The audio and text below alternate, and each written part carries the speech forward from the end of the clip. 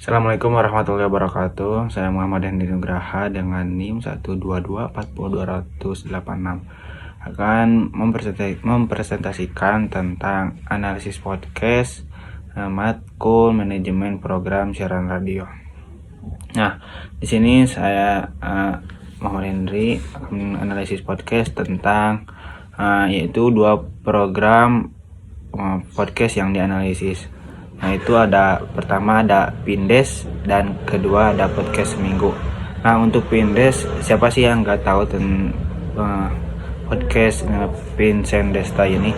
Nah, program talkshow hiburan dengan audio visual Pindes merupakan podcast yang menampilkan obrolan santai antara Vincent Desta, NG, dan Hesti. Nah, sekarang berempat dan awal mulanya yaitu terbentuknya dengan dua orang, yaitu Vincent dan Desta. Berbagai bintang tamu, Pindes ini mengundang berbagai bintang tamu yang dibahas seputar kehidupan, karir, pengalaman personal hingga isu ringan yang dekat dengan keseharian dan dengan keseharian audiens yang dikemas oleh para hostnya dengan secara humor dan santai gitu.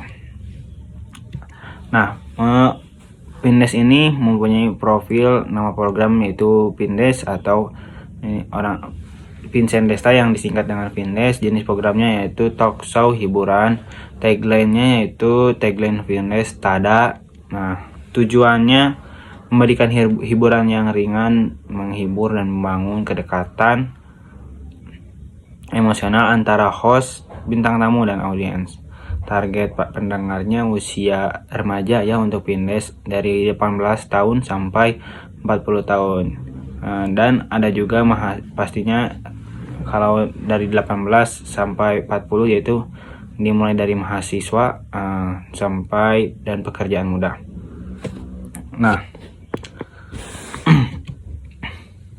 format dan struktur ini Pindes, narasumber yaitu Vincent Desta dan Hesti dan Andy juga. Durasinya sekitar 40-90 menit. Durasi podcast dengan durasi podcast dengan 40-90. Gaya bahasanya yaitu dengan tema ringan dan fleksibel.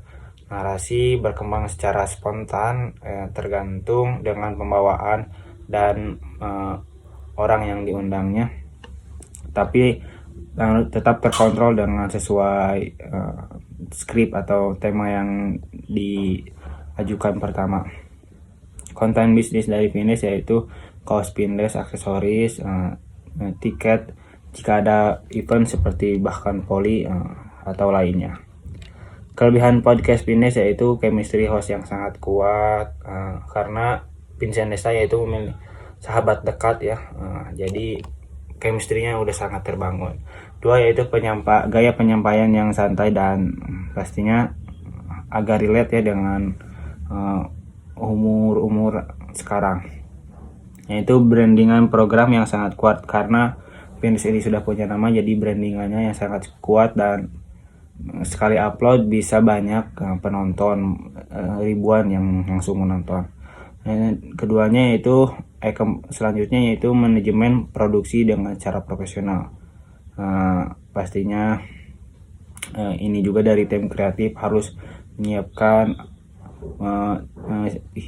visualnya, tata letak yang bagus untuk Pindes dengan dikelola dengan baik. Standar produksi harus tinggi sehingga menunjukkan program siaran yang matang dan terencana. Yang kelima yaitu pemilihan tamu yang menarik ya. Bintang tamu pastinya berbagai dari latar belakang ya, seperti hiburan, olahraga, politik ataupun mistis. Nah, sekalian seperti kemarin mengundangnya bintang tamu paranormal. Yang selanjutnya ada iklan dan sponsorship. Lalu ada engagement audiens yang sangat tinggi dan konsisten dalam unggahan video. Kekurangan Pindes yaitu konten terlalu agak bertumpu ya pada host, terlalu banyak bicara tentang host, tapi nggak terlalu juga sih, karena menyeimbangkan dengan tamu yang diundang, yaitu temanya kadang kurang struktur dengan pembahasan yang Pindes ini, dengan misalnya mengundang tamu dengan tema ini tapi tidak terstruktur. Lalu candaan internal yang kurang relate, tapi sih jika orang tamunya baik-baik aja tidak apa-apa sih. Durasi relatif panjang yang sehingga menyebabkan para audiens ketika membosan bisa langsung dicepatkan atau skip gitu.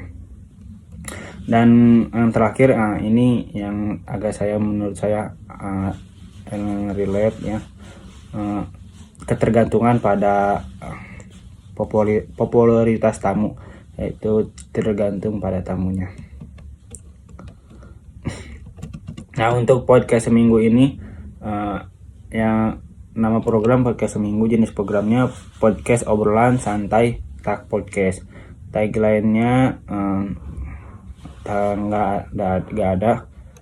Tujuan dari podcast seminggu ini, siaran podcast seminggu yang dipahami sebagai upaya menghadirkan hiburan ringan dan ruangan berbagi cerita melalui obrolan santai. Namun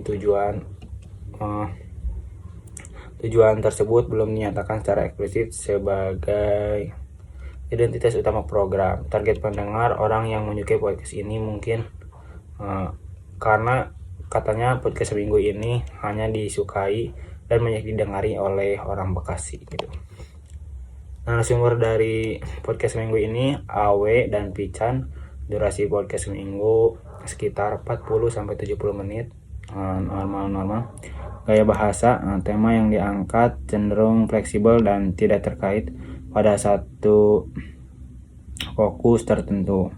Narasi berkembang secara spontan pastinya, karena mengikuti ya alur dengan host, dan konten bisnis belum ada untuk podcast seminggu. Saya juga belum lihat. Kelebihan podcast seminggu ini, gaya obrolan santai ya, karena ini hanya 2 host yang saling berbicara, menampilkan gaya komunikasi yang apa adanya gitu, tidak sehingga membuat suasana obrolan terasa dekat dengan kehidupan sehari-hari, khususnya yang diterima oleh anak muda. Mungkin agak relate dengan audiens ketika sudah berkaitan dengan pengalaman pribadi, keresahan, dan sudut pandang sederhana yang dekat dengan realitas para anak muda. Konsep produksinya sederhana karena podcast ini masih agak-agak kecil lah. Podcast ini juga bergantung pada set atau konsep visual yang rumit. Kesadaran ini membuat fokus utama tetap pada isi obrolan dan interaksi antar host, karena ketika kita dibandingkan dengan produksian Pindes, maka agak lebih cenderung kepada Pindes ya. Dengan yang selanjutnya, fleksibel dalam pemilihan tema. Untuk podcast seminggu ini tidak terikat tema tertentu. Lalu nomor 5, selanjutnya aksesibel bagi para pendengar baru ya. Format obrolan ringan membuat pendengar baru dapat mengikuti pembahasan tanpa perlu latar belakang khusus. Kekurangan podcast seminggu ini, konsep program belum terdefinisi kuat, karena juga belum memiliki identitas yang atau ciri khas yang benar-benar membedakannya dari podcast obrolan santai yang lainnya. Alur pembahasan kurang terarah karena ini yang dibawakan oleh 2 host, jarang mengundang tamu gitu. Lalu jadwal unggahan tidak konsisten, mungkin karena produksian yang sederhana, jadi ketidakteraturan waktu untuk berpotensi menurunkan loyalitas audiens karena pendengar sulit menebak kapan episode tersedia. Keempat, durasi relatif panjang tanpa segmentasi. Nah, untuk Pindes tersebut memiliki segmentasi tersendiri ya. Kalau podcast seminggu ini tidak memiliki segmentasi.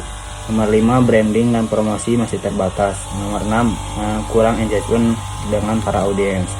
Mungkin itu saja yang bisa saya dapat sampaikan terkait analisis dua program, yaitu analisis program podcast Pindes, Vincent Desta, dan analisis podcast seminggu.